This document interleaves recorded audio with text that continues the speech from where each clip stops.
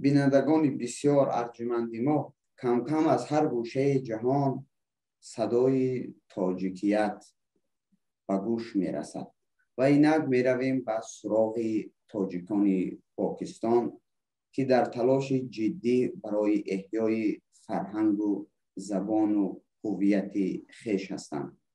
با خود داریم یک تن از فعالان تاجیک ملی اتحاد پاکستان، جناب میرعتا دروازی، که از طریق زوم با ما وصل هستند. ما میخواهیم از حال و روزگار تاجیکان پاکستان، مشکلات این مردم، تلاش های آنها برای احیای هویت خود صحبت کنیم. جناب میرعتا دروازی، خوش آمدید به صحبت. طور میدونیم تاجیکان پاکستان تا چند سال قبل در فضای اطلاعاتی و در افکار عمومی فارسی زبانان چندان نمودار نبودند. خب می شود که سبب‌های گوناگون داشته باشد، ولی وقت‌های اخیر دیده می شود که این تاجیکان بسیار با جرأت و با سرعت، با تلاش بسیار محکم به سوی اتحاد پیش می روند، به سوی احیای تمام داشته‌های فرهنگی خود پیش می روند. بیایید یک معلومات عمومی داشته باشیم از تاجیکان پاکستان که در چه حال و روزگاری هستند، تعدادشان چگونه هست و تلاش‌های اخیر شما از چی عبارت است. مرحبا. اعوذ بالله من الشیطان الرجیم. بسم الله الرحمن الرحیم. جهان سپاس از لطف و محبت شما ما وقت دادید تا صدای ما را به گوشهای تاجیکستان و افغانستان و ایران و به تمام جهان هم صدا کنید و برسانید. ما از شما مدیون هستیم، سپاسگزاری میکنیم. و در قدم اول سلام خدمت میکنیم برای شما و همکاران شما و به تمام تاجیکانی که صدای ما را میشنوند. برادر عزیز، ما تاجیکای پاکستان در حدود 15-20 سال پیش بعضی از محسنان و یاری سفیدای ما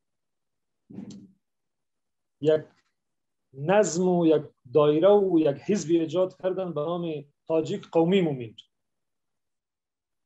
به نام تاجیک قومی مومین هدف از این حزب ایجاد کردن همین بود که ما در شهر یا در ایالتی کدام ایالت پاکستان که زندگی میکنیم، اسم این بلوچستان، در کدام شهری که ما زندگی میکنیم شهر یزی کویته است. تاجیکان بسیاری ما در اینجا داریم. تاجیکان بسیاری ما در اینجا اما پراکنده بودن. 4 خانه در یک جا، 5 خانه در یک جا، یا در قوم‌های گوناگون خود مثلا چی کرده بودن؟ هویت خود و فرهنگ خود یا زبان خود یا قومیت خود فراموش کرده بودن. خداوند خیر بتن بعضی از دوی سفیدان ما یا محسنان ما که خداوند غریق رحمتشان کنه، بعضی از ایشان فعلا در حیات نیستن، وفات نمودگی هستن و دنیای ابدی پیوستن. اینا یک حزب ایجاد کردن به نام تاجیک قومی مومین، جدوجهد کردن. جدوجهدی کردن که فقط به گوش از اینا اطلاع میرسید که یک جا یک خانواده تاجیک است. والله علم قومشه یا زبانشه یا هویتش تغییر دادگی است. اینا میرفتن دنبال از دروازه از او را میزدن، او را زاری میکردن، منت میکردن، خواست میکردن، میارن به خود یک جا میکردن. روزی به تعداد 20 یا الا 30 نفر اینا شده بودن. به تعداد 20 الا 30 نفر که اینا شدگی بودن. سال به فکر من سال شاید 2006 بود یا الا 7 بود. اینا بعد وقتی 20 یا 30 نفری که یک جا شدگی بودن، با اینا یک رهبریتی در کار بردن که اینا شخصی را، یک شخص بسیار معتبر، یک شخص بسیار فهمیده، یک شخص اهل علم و دانایی، یک شخصی که مثلا سینه‌اش بسیار وسیع، بسیار بزرگ است، گرچه لایق به صفت من نداره، چون این صفت یا تعریف ایشانه که من میکنم اسمش برای شما میگیرم، شاید صفت و تعریف من پیش از او کم باشد. به نام سردار منیر احمد خان تاجیک رهبریت را به عهده حزوم می‌دهد. بعد کابینه تشکیل می شود، تلاش شروع می شود، بگیر می شود. من در همین دفتری که فعلا شیشتگی هستم، این دفتر نمایندگی تاجیکان پاکستان در بلوچستان میکند. ایشان همین دفتر را با هزینه بسیار مشکلی برای قوم وقف نمودند. از لحاظ هزینه اجاره و یا کرایه که ما شما میگیم وقف نمودگی هستند. بعد تلاشای ما جاری شد، زمینه سازی مساعد شد، بزرگتر شده ماشاءالله، روز به روز روز به روز تعداد ما بیشتر شدن گرفت. فعلا در حال حاضر تعداد مشخصانه من ندارم که راجع به تاجیکان به شما بگم چقدر تاجیک در پاکستان وجود دارد، اما ما یک کمیته تشکیل دادگی هستیم به خاطر همین نفوس شماری یا مردم شماری که ما به زبان پاکستان میگیم. نفوس شماری تاجیکا را رویش کار شروع شدگی است و در ان قریب ان شاء الله کامل می شود. ما تقریبا 15 یا الا یک ماه پیش یک جلسه داشتیم در این پشت بگراند شما که اون تصویرهای صورتایی که شما میبینید. یک جلسه ما داشتیم به تعداد 10,000 نفر شمولیت داشتن، در این جلسه حاضر داشتن. یعنی تعدادی در کل براتون بگم تعداد ما به تعداد 10 خانه و 20 خانه و 1000 خانه و 10,000 خانه نه، به تعداد لک ها هستیم، 100,000 ها هستیم ما. یعنی فکر کنید که به تعداد میلیون هستیم اینجا، اما آمار مشخص ما نداریم. درباره حزب گفتید، حزب تشکیل شد و اعضای یعنی عضو رسمی حزب چقدر است؟ ما تقریبا 4 کابینه داریم، 4 کابینه حزب داریم. یک کابینه ما فعالیت در اسلام آباد میکنه که در این حنقری ما یک سکرتریت یا دفتری در اسلام آباد ایجاد میکنیم برای تاجیکا که از تمام کشورهای دنیایی که میان در اسلام آباد میتونن اونجا به ما وصل شوند. در اون کابینه هر کابینه ما به تعداد 9 نفر میباشه. ما یک کابینه مرکزی داریم، مرکز، کابینه صوبایی داریم یعنی ولایت، کابینه علاقایی داریم یعنی از قشلاق و قریه و منطقه که هست داریم. هر کابینه ما از او که هست 9 نفر است. همین حزب شما به طور رسمی ثبت شدگی است در مقامات های رسمی پاکستان؟ بله حزب ما به اسم تاجیک قومی مومین در رجیستریشن پاکستان، در حکومت پاکستان، در ادارات پاکستان ثبت شدگی است. اما چون من پیشتر یک نقطه به شما شاید متوجه باشید نبودین، ما تاجیکا فعلا یک جا شدیم. ما یک حزب ساختیم، مثلا نه تاجیک قومی مومین ماند نه دیگه، ما یک حزب ساختیم که به نام تاجیک ملی اتحاد پاکستان.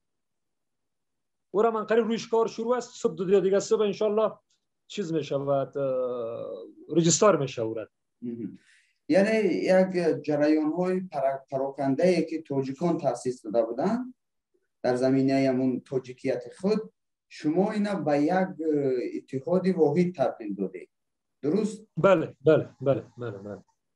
و قبلا بین شما رابطه ها هم قریب که نبود و حالا شما یک دسته واحد هستید و یک حزب و اتحادی، یک حزب واحد شده هستیم. بله یک حزب واحد شده هستیم. درسته. خب شما از لحاظ سیاسی میتوانید که مثلا در پارلمان پاکستان نماینده داشته باشید در انتخابات؟ بسیار نکته مهمی را شما اشاره کردین، بسیار نکته مهمی را اشاره کرده هستیم. ببینیم یک چیز برای شما وضاحت بده. ما تاجیکان در پاکستانی که ما زندگی میکنیم، در این ملکی خداداد، خداوندی را آباد و سرفراز نگه بدارد، در این کشوری که ما زندگی میکنیم، ما چگونه ای که اقوام دیگری در اینجا حق و حقوق چیزایی که دارد همون گونه ما داریم. بله ما میتوانیم در پارلمان در دیگه ما فعالیت خود انجام بکنیم، رای بگیریم، انتخابات استثنا شیم. ما با فضل خدا اینجا تاجیکای اهل علم و اهل دانش بسیار داریم ما در اینجا. ما از جمله مثلا در نظامی، در بخش نظامی تاجیکای ما هست، در بخش دکترا هست، در بخش انجینری هست، در بخش معلمی، در بخش دانشگاه تعلیم و تربیت، این چیزا ما در هر بخش فضل خدا داریم. تاجیکای ما داریم. بله فعالیت‌های بسیار گوناگون داریم. به جوانانی که سیاسی داریم، فعالیت سیاسی میکنن در این مملکت داریم، بسیار داریم. بله. خب در نقشه هست که مثلا یک نماینده حزب از نام حزب مثلا با پارلمان راه بیاورد؟ تا هنوز نه متاسفانه. اما ما در حال حاضر در پاکستان انتخابات شوراست. انتخابات شورای ولایتی که میباشند نه؟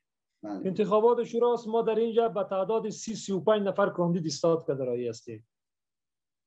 30-35 نفر کاندید ما استاد میکنیم. ان شاء الله کوشش تلاش خود جریان داریم، زیرا که ما در پاکستان نسبت به اقوام دیگر یک قوم اقلیت هستیم.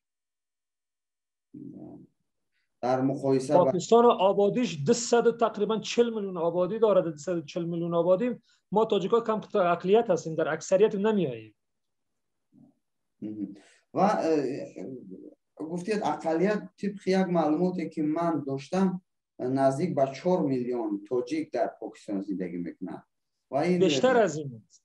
بیشتر از این است. به هر توی که صورت 200 بله بیشتر از این. ما 200 بیشتر به شما داورش پاکستان نفوسش 240 میلیون است. اگر من تاجیک 15 میلیونم که باشم اینجا اقلیت گفتم میشم، اکثریت گفته نمیشم. درست از این اقلیت است، ما سری اکثریت بحث نمیکنیم، ولی بله بله.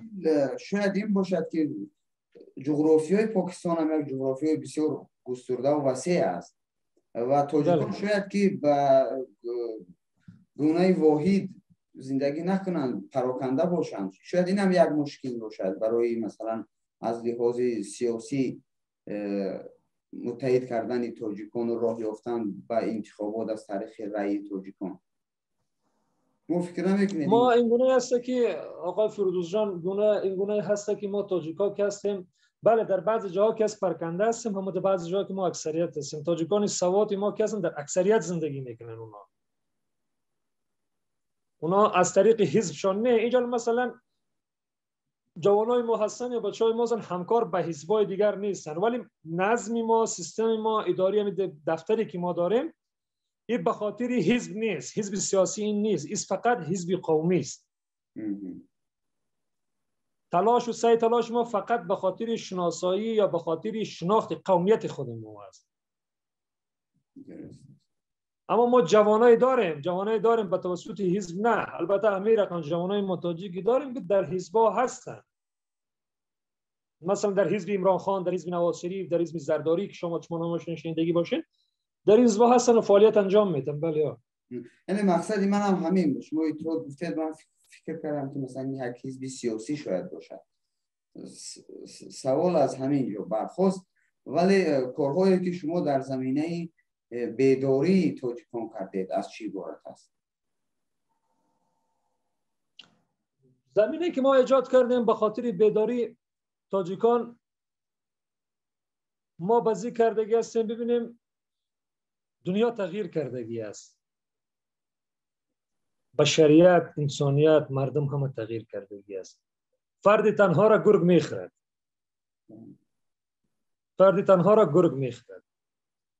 با تلاش ما، جستجوی ما یا یک پارچگی ما، مقصد ما به خاطر از این نیست که خدا نخواسته ما برای جامعه انسانیت ضرری برسانیم یا اقوامی که در این جامعه ما مثل یک فامیل زندگی میکنند به اونا تحقیر بکنیم. این چیزا رو ما نداریم. هدف ما، شعار ما این است که ما متحد باشیم، ما اتحاد داشته باشیم، ما اتفاق داشته باشیم. ما تاجیکا چون در این زمانه، در این وقت تمام جهان اگر ما نگاه بکنیم، هر اقوام یا قومی که در اونجا زندگی میکنن خود یک اتحاد و یک مستحکم یک چیز داره. ما تاجیکا چرا پراکنده باشیم؟ همین چیزها را در نظر گرفته بزرگان ما تصمیم به این حزب گرفتن تا اینکه ما متحد بشیم، اتحاد و اتفاق باشیم، از خود یک قبرستان داشته باشیم، از خود یک هسپتال داشته باشیم، یک شفاخانه داشته باشیم، از خود ما یک سوسایتی باشه، یک شرک باشد به نام شرک تاجیک یا تاجیک تاون. تلاش ما داریم ان شاء الله تعالی میرسیم، ان شاء الله به اونجا میشه خودش خدا بود میرسیم من قریب. یک چیزی که بسیار جالب است در شبکه‌های اجتماعی مخصوصا توجه تاجیکان تاجیکستان، افغانستان، ازبکستان و دیگر کشورهای دنیا را جلب کرده است. این باز هم همون نسب تاجیک هست که در اکثر شما دیده می شود. همین از کجا آمد این نسب تاجیک؟ این چرا مثلا تاجیک‌های پاکستان در ادامه نسب خود واژه تاجیک علاوه میکنند؟ ما در این موضوع شما سوال شما اینگونه با شما ما میخوام پاسخ بدهم. در شهری که ما زندگی میکنیم این شهر قبایل است. نظام و سیستمی از این قبایلی است. قبایلی مقصد از این است که مثلا اینجا تصمیمای بسیار جدی که مثلا کارهایی که دولت انجام داده نمیتواند یا کارهایی که مثلا دولت به قبایل ها میسپارد، قبایل ها را تصمیم میگیرد و تاجیک نوشتن ما پشت نام ما یا نام فامیلیت ما یا تخلصی که ما گذاشتگی هستیم، مثلا میراتای تاجیک یا فردوسی تاجیک یا دیگه تاجیکی که ما مینویسیم، ما فقط نشان دادن به این خطه، به این جغرافیایی که ما زندگی میکنیم برای از این مردم این چیزا نشان دادن ما وجود داریم در اینجا. ما فقط میخوایم وجود خود آشکار سازیم برای از این مردم اینجا برای مردم جهان، برای تاجیکای بیرون سون یا دیگر، ما تاجیکان نیز در اینجا وجود داره. مقصد ما فقط همین است، کدام چیزی جدی نیست. همین انا یا که همین یک ویژگی که شما برای شناسانیدن خود، معرفی خود، یعنی از دیگران فرق گذاشتن که ما مثلا پشتون، اردنی، تاجیکیم، از کی ادامه دارد این یا که انا نو جاری شد؟ این ادامه که است تقریبا بسیار وقت میشه ادامه از این صورت به حدود 30-40 سال شود که تلاش ما داشتیم، چون 30-40 سال پیش اگر ما نگاه بکنیم صفحه های اجتماعی قدر فعالیت نبودن، فعالیت نداشتن. گرچه دور صفحات اجتماعی است، مثلا از جمله فیسبوک و اینستاگرام و چیزهای دیگر مختلفی که ما داریم، خب فعالیت ما امروز آشکار شد برای جهان. اگر نه فعالیت از این پیشتر هم بزرگای ما داشتیم که تقریبا 30-40 سال پیش اونها فعالیت داشتن و فعالیت از اونها بسیار محدود بود. اما عروج ما کی است که ما به سال مثلا به عروج رسیدیم و مثلا بسیار تلاش کردیم. ما سپاسگزاری میکنیم از همین شبکه‌های اجتماعی. از طریق از این ما شکر خداوند به تاجیکستان پیوستیم، به ازبکستان و سمرقند و بخارا، به تاجیکای اونجا پیوستیم، به تاجیکای ایران پیوستیم. حتی ما در همین پاکستان زندگی میکردیم، شناختی به تاجیکای سرحد نداشتیم، به تاجیکای سواد ما شناخت نداشتیم. از طریق همین صفحات اجتماعی ما به اونام رسیدگی کردیم، به اونام رسیدیم که امروز ما ماشاءالله الحمدلله مثل یک شیر و شکر با هم یک برادر شدگی هستیم، متحد یک چیز شدگی. ما در غم ماست، ما در غم ازو، و در شادی ما هستن، ما در شادی ازو. یکی از فعالان تاجیک از سمرقند با من صحبت میکرد، گفت که آخران فرصت اتحاد و همبستگی ما این اینترنت هست و شبکه‌های اجتماعی.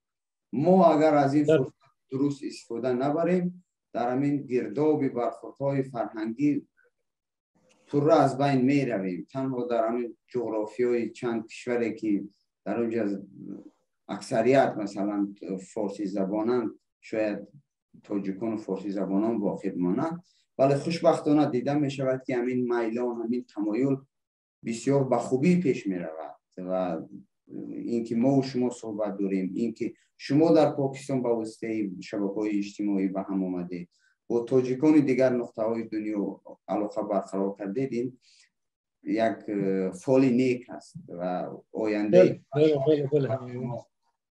هدایت می‌دهد.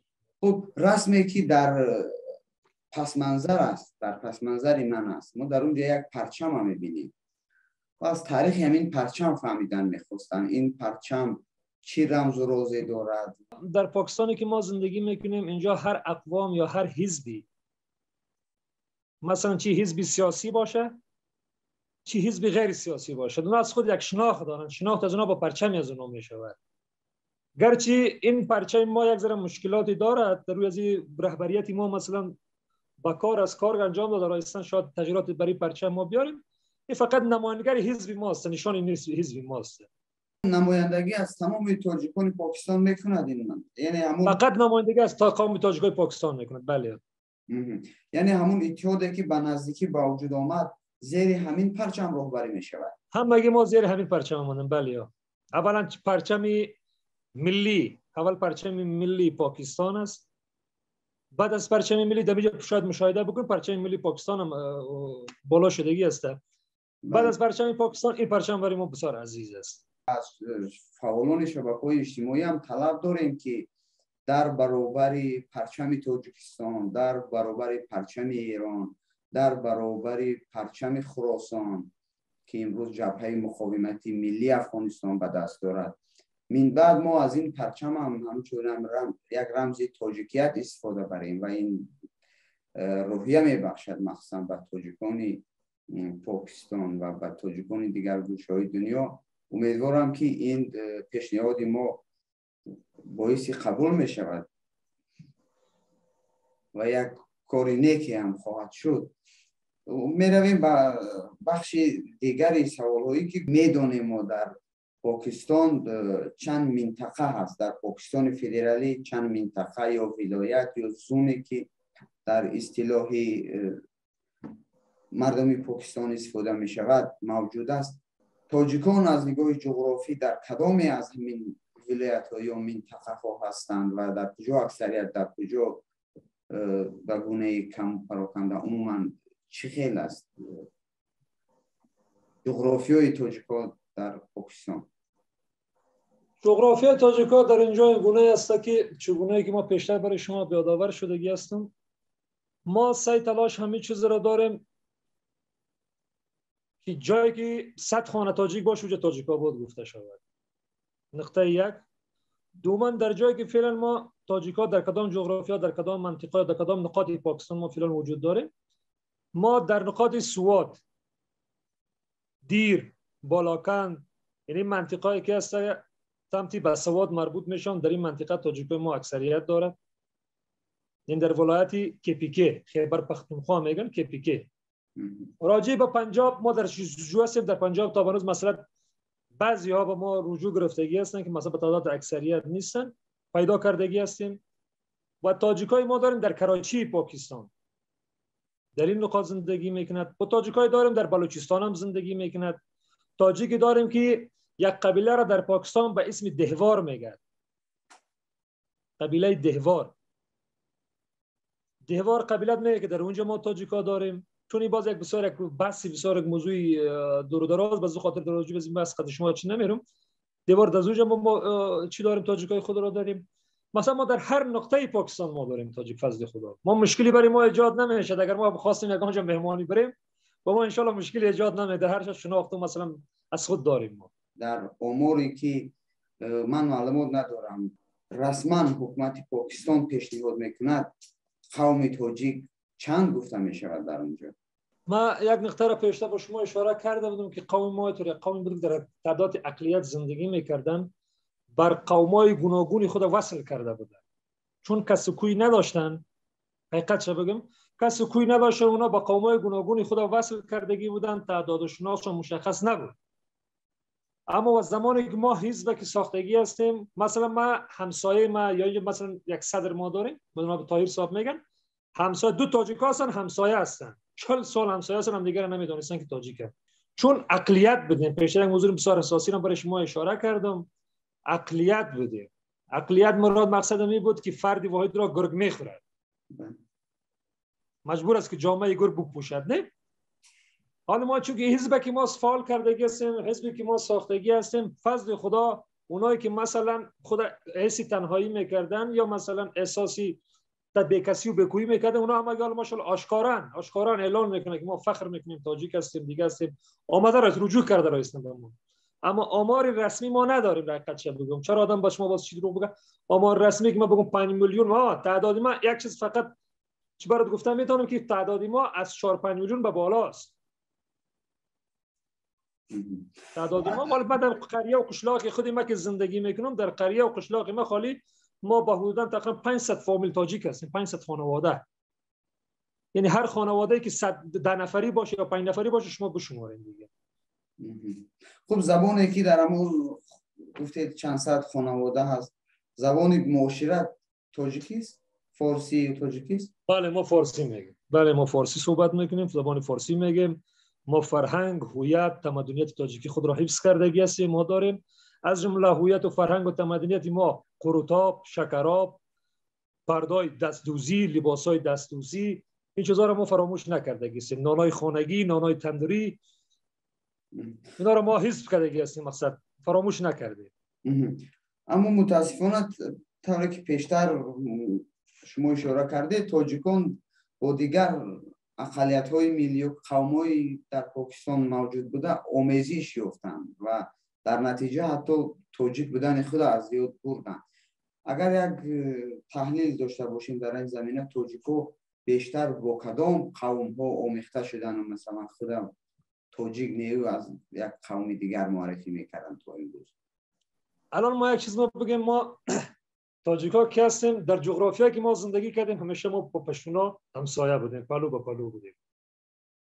ما تاجیکایی داریم که در لباس پشتون رفته بودن، ما تاجیکایی داریم در جامعه بلوچ رفته بودن، ما تاجیکایی داریم در جامعه پنجابی رفتگی بودن. مثلا مثال برات میگم، اگر یک تاجیکی که پشتو صحبت بکنه او را عیب نمیدانه، زیرا که اینا همسایه بودن همیشه. اما اگر یک تاجیکی که پنجابی بگه چی میگین شما؟ یعنی پشتون فرهنگ و کلچر و عنعناش تقریبا 100% نه یا 100% نه 20% یا 30% به ما تاجیکا سر میخورد، چون همسایه بودیم از یکی دیگه خیلی گرفتگی هستیم. یعنی پنجابی از ما بسیار دور هستن. ما تاجیکای در اینجا داریم نه به زبان فارسی بلد است نه به زبان پشتو، فقط زبان پنجابی میگن. فکر نمیکنید که بعد این قدر از بین رفتنی مثلا زبان و شناختی که از خود داشتن بسیار سخت است که ما دوباره مثلا احیا کنیم تاجیکیت اونها را، فرهنگ اونها، زبان اونها؟ اکای فردوس جان، مهمترین چیز، اساسی بنیاد چیز که یک آدم اگر یک قوم میخواد هویت و تمدنیت و فرهنگ خود را باز یابد، در قدم اول اخلاص به اون ضروری است. ما تاجیکای پاکستانی فارسی که میگیم، صحبتای فارسی که میکنیم، یا مثلا تاجیکی فارسی گفته هستیم، ما تاجیک فارسی گفته و پشتو گفته و بلوچ گفته و پنجابی گفته داریم، نه؟ ما در تلاش همین چیز هستیم. ما ان شاء الله الحمدلله ما خیلی موفق هم شده هستیم به این کارهای ما از جمله کسانی در این دفتر در حزب ما همکاری هستند که از فارسی اصلا بوی نمیبردن، نمیفهمیدن فارسی را. امروز با صحبت مثلا با خدمت یا با مو تلاش جوانایی که فارسی گفته که ما امروز الحمدلله اون فارسی صحبت میکنن. اونا اگرچه میگن من هویت و زبان ما از دست دادگی است، خواستم تاجیک، زبان مادری من فارسی است. درست است من امروز پشتو میگم، اما زبان اصلی من فارسی است. از زبان خود، از هویت و تمدنیت خود انکار نیستن اونا. ما تلاش داریم، تلاش به این زمینه سازی ما داریم که ان شاء الله تعالی چیز بکنیم. میخواستم مشخصا فهمم که برای اون که یک زبان آموخته شود، برای اول محیط اجتماعی لازم است که در همون محیط باید با همون زبان کلان شود. دوم این که باید شرایط آموزش مهم است، از قبیل مکتب، معارف، وسایل اخباری عامه، داشتنی مثلا مطبوعات، تلویزیون، رادیو، خوب سامانه ها با همین زبان. در این زمینه چیکار شد؟ ما زمینه اگر از حساب تلویزیونی بگیریم، ما روزنامه ها به نام تاجیک و به نام تاجیک ما داریم، روزنامه داریم، مکتبای فارسی داریم، درسای فارسی میتونن. و هدف ما دیگه چیز است، هدف و مقصد ما است که ما یک لایبرری ایجاد کنیم، یک کتابخانه در همین داخل همین حزب خود یک کتابخانه بزنیم به زیر قیادت همین حزب باشد و در اونجا ما آموزش فارسی به زبانهای آموزش فارسی بدیم. فقط زبان، فقط درس تداوم زبان و خط فارسی که مشکلی خط ما نداریم. خط اردو و فارسی تقریبا یک چیز است، اما الفبایش از یک چیز است، مشکلات ما نداریم. ما تلاش داریم در این زمینه تلاش داریم. ماشاءالله تقریبا گپام کامپلیت است، کامپلیت مثلا تمام شده است. یعنی تقریبا 90% کارم انجام شده که 10% دیگه ماندگی است. خوبی است که یک چیزی که ما 100 سال 200 سال یا 300 سال فراموش کردگی هستیم، اگر ما بخوایم که در یک روز رو ما اصلاح کنیم نمیشه. در فردوس وقت زمان در کار است و ما کدام تلاشی که داریم ما الحمدلله موفق هستیم، از تلاشمون راضی هستیم. پشتیبانی مالی برای فعالیت همین اتحاد از جانب کی ها می شود؟ ما فعالیت ما شخصی است. با ما نه کدام حزبی، نه کدام حزب سیاسی، نه کدام خارجی، نه کدام بیرونی داخل هیچ کس با ما کمک تا امروز که 1 روپیه یا 1 سومی که شما میگین از طرف کسی با ما نرسیده، نه ما چیز کردیم. ما این جوانایی داریم که برای قوم، برای ملتش، برای هویتش، برای فرهنگش، برای زبانش، برای شناساییش هم پول میته، هم مال میته، هم جان میته، هم خود وقف کردگی است.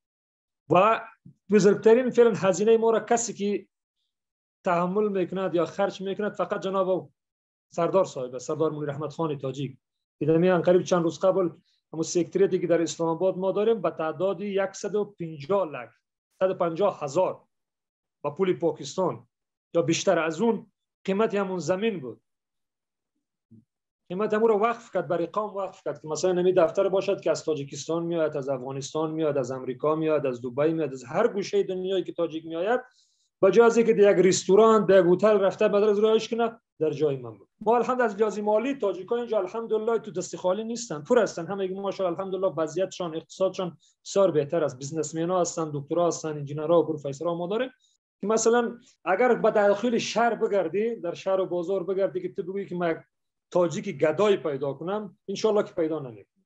از یک جنرال گرفته تا دکتر و پروفسور و انجینر و تا همه چیز ما داشتیم و داریم. بسیار خوب است. و یک چیزی که به نظر من بسیار تبلیغ میخواهد همین است که معلومات درباره همین فعالیت های شما بسیار کم هست شاید که، اما در این طرف آمو آگاهی ها کمن. من فکر میکنم نه اینجور نیست. در اون طرف آمو شما که جایی که شما داور میشید، اون طرف آمو ما شناخت داره. و ما 2 نفر از طرف تاجیکستان دعوت شده هستیم.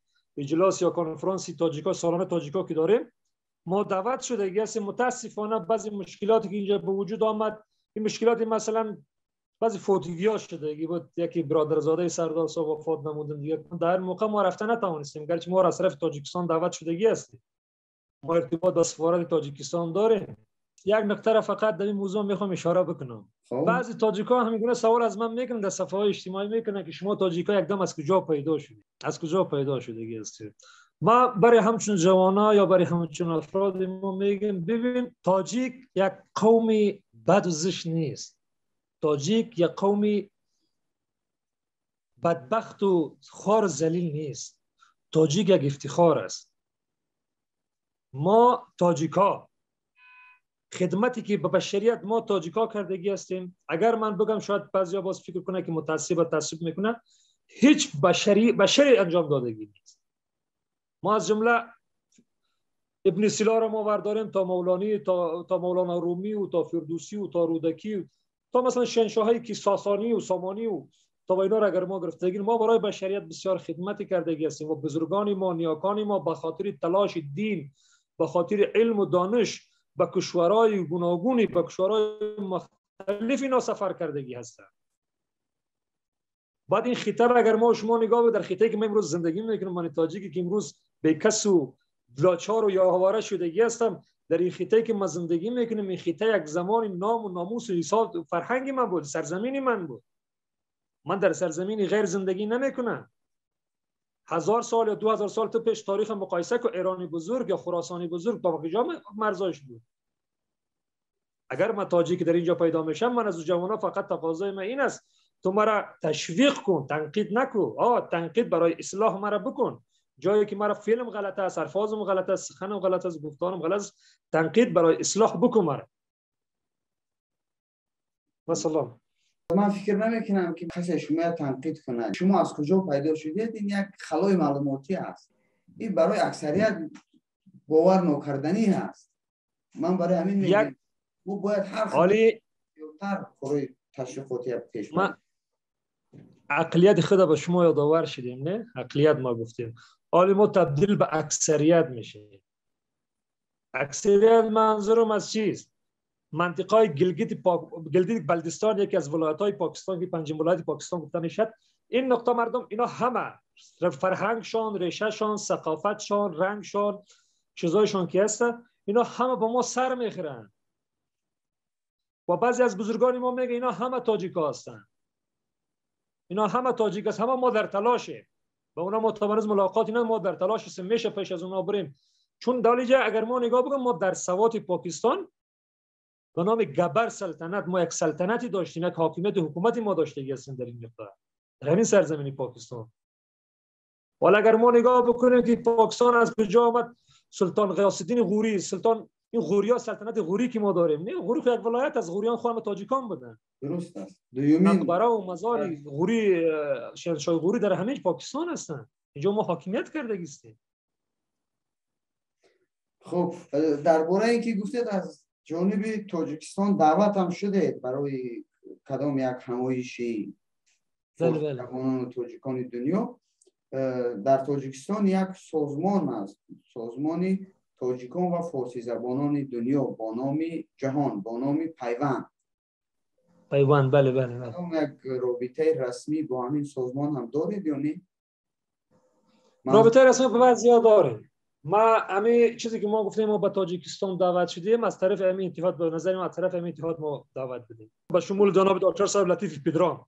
من میبینم که در عکس و نوارهایی که در شبکه‌های اجتماعی هست، در بین تاجیکان پاکستان بیشتر لطیف پدرام و احمدشاه مسعود همچون یک الگو شناخته میشوند. و چگونه توصیف میکنید این محبت همبستگی که بود و هست؟ تاجیکای پاکستان ملت دوست هستند. مردم دوست هستیم. با ما این فرق نمی کند. من چگونه که پدرام دوست دارم، شما تاجیک شما رو من همگونه دوست می‌دارم. ما جلالت مآب امام علی رحمان، ما به شخصا رای نظری من است، من او را به انتها دوست دارم. به انتها دوست دارم، به انتها، یعنی حد و سرحد نداره دوست داری من تاجیکایی که در سمرقند دارم به انتها دوستشون دارم. من برادرایی که در اینجا با من زندگی میکنن، نه از قومی ما هستن، نه از طایفه ما هستن، نه از نسل ما اونا رو دوست داریم. ما در آیین و نظام حزبداری تنظیمداری ما فقط هدف و شعار ما همین چیز هم هست، همین چیز هم که انسان دوست هستیم. با از جمله بزرگانی که شما یادآور شدگی هستین، تمام بزرگان تاجیک ما برای حرمت و احترام دارم، دوستشون می‌دارم. البته کسانی که خیانت بر ملت کردگی هستن، نه. کسانی که برای ملت جستجو کردن، تلاش کردن، سعی کردن برای آبادی و پیروزی ملت، ما خادم از اونها هستیم، دوستشون داریم از ته دل. جناب امام علی رحمان، راستی گپ شب شما بگم، در سر زبان هر تاجیک در اینجاست که ماشون مملکت ساخت میگه. ما ضرب مثال میتیم. ما اینجا که ما بند خدمت میشینیم، میگه یک فردی بلند شد در ضرب 30 سال مملکت ساخت که بودجه مملکتش از سیاحت است. یعنی تمام دنیا به خاطر تماشای از اون مملکت میآید. ما جناب امام علی صاحب بسیار دوست داریم. باز من شاعری برجسته تاجیکستانه، شاعری که ما به استاد میدانم، بسیار برایش حرمت و احترام دارم، لایق شیر علی را، مومن قناعت را، اینا برایشان بسیار کتاب از را مطالعه میکنم، اینا رو به انتها دوست دارم. این یک صحبتی عمومی بود که ما دایر به حال و احوال تاجیکان پاکستان داشتیم. من فکر میکنم معلومات ها هرچند پراکنده بودند، ولی معلومات ها بسیار معلومات های مهمند برای ما تا که ما یک زمینه روابط، گفتگو و همکاری را برای بمانیم. من امید میبندم که ما سلسله صحبت های خود را ادامه میدهیم و من بعد بسیار تلاش می شود که در موضوع های مشخص، جهت آگاهی ها در سمت های مشخص صحبت های ما ادامه می کند و از شما جناب میرعتا دروازی، یکی از تاجیکان خودشناس، فعال و افتخارمند ما از پاکستان، تشکر زیاد بار دیگر از شما منتداری میکنم و خدا کند که صحبت های ما ادامه بیاد. جهان سپاس از لطف و محبت شما فردوس جان عزیز. هر جایی که تو خلق تاجیک، ملت تاجیک از آباد و سرفراز باشد ان شاء الله تعالی، سعی و تلاش همین بکنیم که اتحاد و اتفاق داشته باشیم، بروی تعلیم، بروی درس، برای تحصیل جستجو کنیم، تلاش بکنیم، زیرا که از نیاکان، از بزرگان، از پدران به ما و شما میراث فقط قلم ماندگی است. ما بتوانیم دوباره سرزمین نیاکان را، سرزمین بشریت را، سرزمین انسانیت را، چگونه که نیاکان ما یک آبکاری و گل و گلکاری کرده بودن، دوباره ما بتوانیم بسازیم.